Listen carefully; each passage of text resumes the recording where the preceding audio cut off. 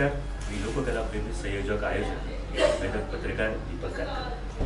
मित्रांनो, कोकण आणि आपल्या कोकणातल्या लोककला या सर्वोच्च आहेत.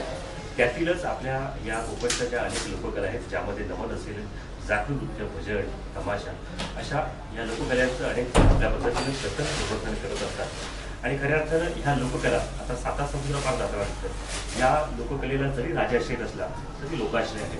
आणि खऱ्या अर्थानं आपल्या अनेक लोककलावंतांनी ही लोककला आहे ते आपल्या पद्धतीने जतन आणि संवर्धित करण्याचा एक प्रामाणिक प्रयत्न केला.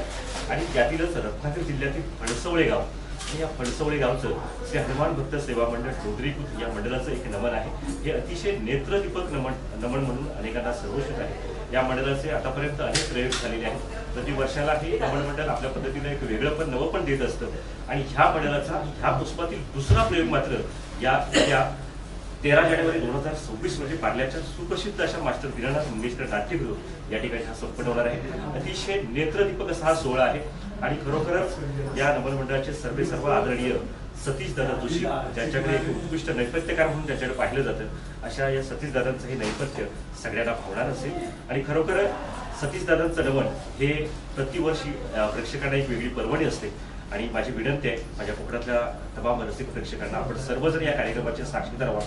खरोखर हा कार्यक्रम पुरुष प्रधान, जे स्त्रियांना लाजवणारं नृत्य इथल्या जे पुरुष करतात, खरोखर हा कार्यक्रमच निश्चितपणे आपल्याला तुम्हाला सगळ्यांचं तिकीट मूल्य वसूल करणार आहे. मी सगळ्यांना विनंती करेन की आपण सगळेजण या कार्यक्रमाचे साक्षीदार व्हा.